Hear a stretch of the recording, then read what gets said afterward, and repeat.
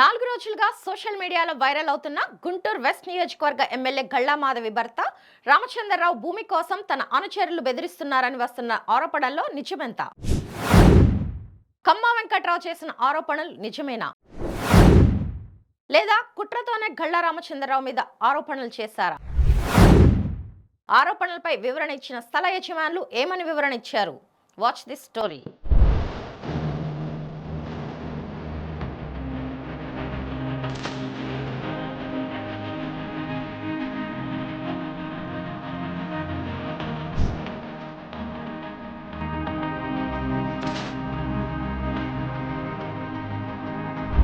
Shri Bhramara township అధినేత గళ్ళ రామచంద్రరావు మీద ఉద్దేశపూర్వకంగానే కమ్మ వెంకట్రావు అనే వ్యక్తి అసత్య ఆరోపణలు చేసినట్లు స్థల యజమాని చల్లా రమేష్ వివరణ ఇచ్చారు. పిడుగురాళ్లకు చెందిన కమ్మ వెంకట్రావు వడ్డీ వ్యాపారి. అతని వద్ద చల్లా రమేష్ కొంత నగదును వడ్డీ నిమిత్తం తీసుకుని దానికి హామీగా తన పొలాన్ని తాకట్టు కింద రిజిస్ట్రేషన్ చేశారు. అలా 4 ఎకరాలు మరియు 3 ఎకరాలు వెంకట్రావుకి తాకట్టు కింద రిజిస్ట్రేషన్ చేసిన రమేష్ చల్లా మొదటి 4 ఎకరాలు భ్రమరావు వారికి రిజిస్ట్రేషన్ చేసే సమయంలో అప్పటి వైసీపీ ప్రభుత్వం రోడ్లు బద్దలు కొట్టించి బెదిరించి ఒప్పందం కంటే రెట్టింపు డబ్బులు డిమాండ్ చేయడంతో కస్టమర్లకు న్యాయం చేయడం కోసం నష్టాన్ని భరిస్తూ కంపెనీ వారు రిజిస్ట్రేషన్ చేసుకోవాల్సి వచ్చింది. అలాగే మిగిలిన అప్పుకు చల్లా రమేష్ ప్రతి నెల వడ్డీ చెల్లిస్తూ వస్తున్నారు. 2023లో మిగిలిన స్థలాన్ని శ్రీ భ్రమరా టౌన్షిప్ కు అమ్మేందుకు ఏర్పాట్లు చేసుకోగా కుట్రతో తనకు 10 రూపాయల వడ్డీ చెల్లిస్తే గాని ఆ స్థలాన్ని శ్రీ భ్రమరా టౌన్షిప్ కు రిజిస్ట్రేషన్ చేస్తానని కమ్మ వెంకట్రావు బెదిరించారని, దీనిపై అప్పట్లోనే పిడుగురాళ్ల పోలీస్ స్టేషన్ లో మరియు ఎస్పీ కార్యాలయంలో ఫిర్యాదు చేసినట్లు చల్లా రమేష్ వివరణ ఇచ్చారు. ఇప్పుడు మరలా 2024 గళ్ళ రామచంద్రరావు సతీమణి గళ్ళ మాధవి ఎమ్మెల్యే అవడంతో అసత్య ఆరోపణలు చేసి రాజకీయంగా ఇబ్బంది పెట్టాలని చూస్తూ రాజకీయంగా ఎదుగుతున్న గళ్ళ మాధవి దంపతులను బెదిరించే ఉద్దేశంతో కొంతమంది అండతో 3 ఎకరాలకు వెంకట్రావు అదనంగా డబ్బులు డిమాండ్ చేస్తున్నారని, అతనికి మొదటి నుంచి ప్రభుత్వ ఆఫీసులతో పిటిషన్లు పెట్టించడం, బ్లాక్ మెయిల్ చేయడం అలవాటు అని, అతడు లిటిగెంట్ అని సమాజం మొత్తానికి బాగా తెలుసు అని, కానీ అమాయకుడిగా నటిస్తుంటాడు అని, తల వివాదం తనకు కమ్మా వెంకట్రావుకు మధ్యనని, గళ్ళ రామచంద్రరావు పాత్ర ఎక్కడా లేదని చల్లా రమేష్ వివరణ ఇచ్చారు. ఫిబ్రవరి వచ్చి రిజిస్టర్ బిల్లు చేస్తారా అంటే చేస్తాను, మా డబ్బులు మాకు ఇస్తుంటే నేను రిజిస్టర్ చేయడానికి వెళ్ళానండి. నా 4 ఎకరాలు 90 సెంట్లు లేదు, 3 ఎకరాలు 90 సెంట్లు నుంచి 1 ఎకరం తీసేశారండి వాళ్ళు వన్ బియ్యడంలో. నా రైతులు ఉన్నంతకాలం నాకు ఉంది వన్ బియ్యడంలో. అంత మడికే డబ్బులు నేను చేసేస్తానని నాకు డబ్బులు ఇచ్చారు, చేసేసారు. వాళ్ళు చెక్కులు తీసుకున్నారండి. ఆ తర్వాత ఎలక్షన్ అయిపోయిందా బాగానే ఊరుకున్నారండి.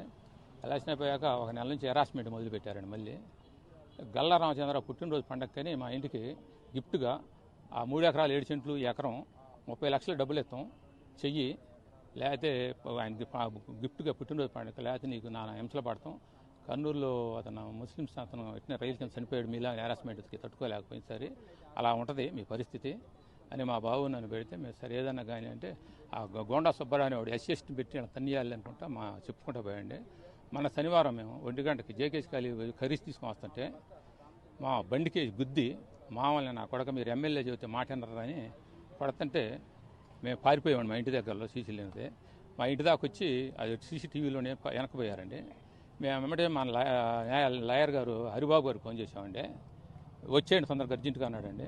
లాభం వచ్చింది, ప్లస్ కంపెనీ వాళ్ళకి ఇంత లాభం వస్తుంది, మేము నీకు 2 రూపాయల వడ్డీకే మాత్రమే ఇచ్చాము, నాకేమిస్తామనే దాని మీద అతను దుర్బుద్ధితో వేరే వాళ్ళ దగ్గరికి వెళ్ళి అప్పుడు 2023లో వైఎస్ఆర్సీపీ గవర్నమెంట్ ఫామ్లో ఉందని చెప్పి పిడుగురాళ్లలో బద్దూరి వెంకటరామిరెడ్డి అని ఎక్స్ జడ్పీటీసీ మరి కొంతమందితో చేతులు కలిపి నా భూమి ఉంది నేను మీకు అమ్ముతానని చెప్పని, నా పేరు మీద భూమి ఉంది నేను అమ్ముతానని చెప్పని వాళ్ళని వీళ్ళు వెంచర్ వేసిన తర్వాత 80 అడుగులు రోడ్లు ఇచ్చి కొంతమందికి వీళ్ళు భూమి అమ్మిన తర్వాత వాళ్ళ దగ్గరికి వెళ్ళి వాళ్ళతో కుమ్మక్కయి 80 అడుగులు సిమెంట్ రోడ్లు వేసిన వాటిని ఇతను వాళ్ళు కలిసి ఆ రోడ్లని బ్లాక్ చేయటం, ప్రొక్నేనలో తీసుకొచ్చి అర్ధరాత్రి 1:48 టైంలో నైటు పగలగొట్టిన సందర్భంలో మేము పిడుగురాళ్ళలోను ప్లస్ ఎస్పీ గారి దగ్గర కూడా కంప్లైంట్ పెట్టడం జరిగింది.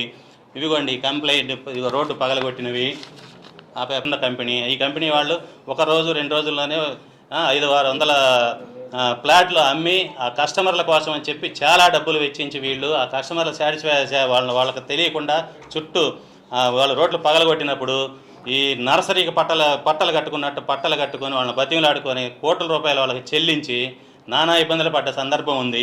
వీళ్ళు ఎదిగారు, ఏదో ఎమ్మెల్యే అయ్యారు, రాజకీయంగా వీళ్ళని ఏదో బ్లేమ్ చేద్దాం, వీళ్ళ దగ్గర నుంచి ఇదివరకు ఒకసారి ఇట్నే డిమాండ్ చేస్తే కోట్లు ఇచ్చారు, రోడ్లు పగలగొట్టినా కూడా కనీసం కేసు కూడా బుక్ చేయలేదు.